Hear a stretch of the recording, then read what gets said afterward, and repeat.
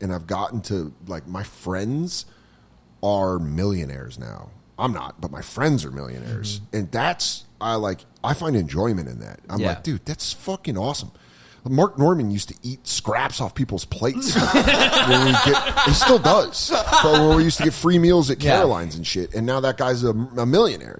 He makes millions a year. Like, watching Shane become the guy. Yeah. I think, like, if I was tied more to my ego, or if I was, like, more insecure, I'd be like, well, what the fuck? But you're like, no, dude, fucking go be the fucking guy. Like, when guys I grew up with are like, dude, I listen to Matt and Shane's Secret Podcast, like, fuck yeah. It's dope. A funny thing, because they could be doing something else that sucks.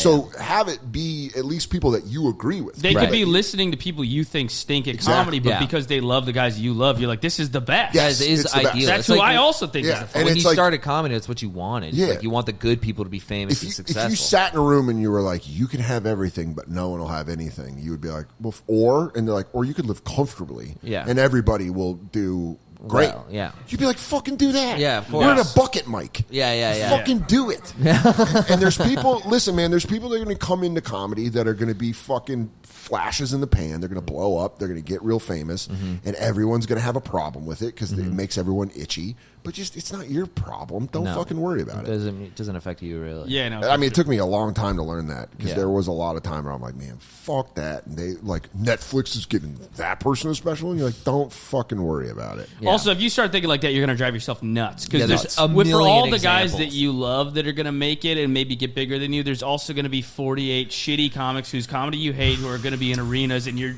like, you're going to eventually have to take it on the chin. And there's people that you love that you watch get destroyed by their own venom. Yeah.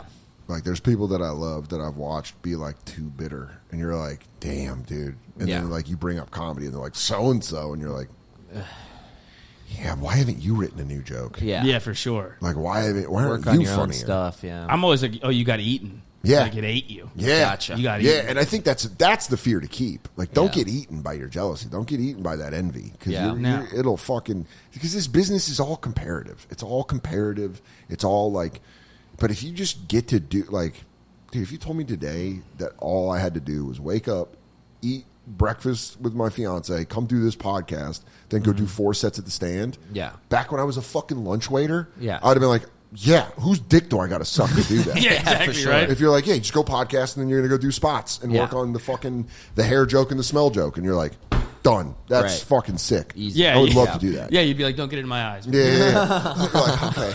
And you're not going to take your pants all the way off, right? I'll suck your balls through the zipper. But it's like, yeah, man, I don't know, man. If young comics, don't listen. You don't have to listen to everything I say, but don't let that fucking bitterness just eat you up. Because sometimes it takes out really funny people. Well, the other thing I like, too, and this is at the risk of sounding corny, I don't give a fuck. When Shane's, the Live in Austin special came out, I was like kind of cocky and maybe a little bitter at that point. Like, I'm fucking great at this. Everybody stinks. Everybody sucks. Nobody's good at stand-up anymore. Everybody sucks. And then that special came out, and I was like, fuck. Oh my God, it's so there's nothing better. Like, There's nothing better in comedy than someone that makes you nervous. And I think we've given up on that, and we would like rather put people that don't make us nervous over because it's like, well, I know I'm better than them. Right. So like, you're comfortable. Yeah. But like Shane's my favorite comic right now. Me too. I mean, it also makes... I watch him and I'm like, dude, this new special that's coming out in September is unbelievable. It's an all-time classic. And Christian Gardini said it's better than the last one. Yeah, it's better than the last one. That's crazy. It's a instant classic, and I mean that with no hyperbole. Like it's it's a fucking instant classic. Nate is the same way. Kurt Metzger was always that guy. I would watch Kurt Metzger. Jeffrey Asmus is that new guy for me. Jeff's the man. Where I watch Jeff and I'm like, God damn. Yeah. And it's like that. Like, let's return to that. Yeah. Let's return to like trying to ball on each other. Yeah. And being like, oh shit. Yeah. Oh shit. Because like, there feels nothing better than getting off stage and like Shane grabbing me and being like, that dinosaur joke is really funny.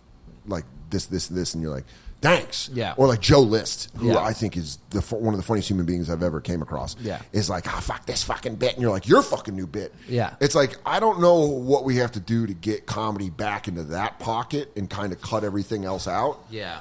It's hard. The other fun thing about like a guy like Shane is like, it makes it's fun to have something to chase after. Yeah. It's fun to have it's fun to have a LeBron in the league so that everybody else You don't want just a bunch of fucking mediocrity. No. Yeah, for sure. And here's the thing: is the industry doesn't know shit. No. They are at an all-time powerlessness. Like I don't even know if powerlessness is a word. But the industry ain't shit anymore. Yeah. And a lot of these people in the industry have to prove why they have jobs. So they'll be like, I found this person. And you're like, well, why is that person funny? And they're like, they have a lot of followers. Yeah. Oh, you don't know. No. They don't know. No.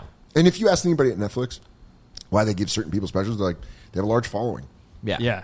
Like they're Pretty honest about bottom it. line. They're And when like, well, we're a business and we need to do well, Yeah. so we're picking someone that has a large following. The other thing is like when you meet the people that make the decisions, like choose who to put on the stuff, you're like, oh, that's why, dude. Like I was telling me and O'Connor were talking. So I was at like this party this one time, and there's this like drunk kind of like kind of a mess, like 25-year-old white chick, and she's kind of being flirty with me, and she's like, so what do you do? I'm like, I'm a comedian.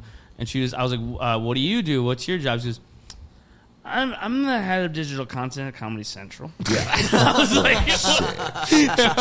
and O'Connor was so funny. He was like, it's literally like being like, he's like, why would you brag about that? It's like being like, Bay Pigs, that was me. Yeah, that's so funny. So funny. I was the first captain on the Titanic. You ever heard of the Uvalde Police Force? You ever heard about that guy that stood outside in Parkland? I just want to everybody chill out. Yeah. Just stay outside. It's going to be fine. You know Jean Bonnet? It was my cousin. It's so funny, man, because there really is all that shit where you're like, Comedy Central fucked up so bad. And they had us all in line. I was one of those guys. I was a soldier in the Comedy Central Army. I was like, what's next, Comedy Central? And they're like, we're going to completely shit our pants. But there's like, without shitting on them too much, there's been companies that I've worked with before that are like, have just straight up told me, they're like, yeah, we're looking for messaging now. That's how they say it. And you go, like, instead of funny? And they go like, yeah, we're looking to say a message. And you're like, that's ridiculous. I'll see you on YouTube. Yeah. Bye. Yeah, bye. Well, I've heard guys be like, yeah, there's not enough diversity in the show. He's like, it's about my Irish family. That's really funny. Like, do you want to just, funny. shove a black in my dad's house? They did that with Oppenheimer too. They were like Oppenheimer whitewashed the Manhattan Project, and you're like, maybe. I think the Manhattan Project whitewashed the Manhattan. But I also think it was science in the 40s. I don't know. I might be taking a stance here, but I don't think whites allowed black people to do science. Yeah, they weren't. Yeah, they didn't have test tubes. Yeah, they're like, do you have a beaker? Get the fuck Get the beaker out of your fucking hand. Yeah. Put the beaker on the ground. Yeah, there was some problems running into science in the 40s.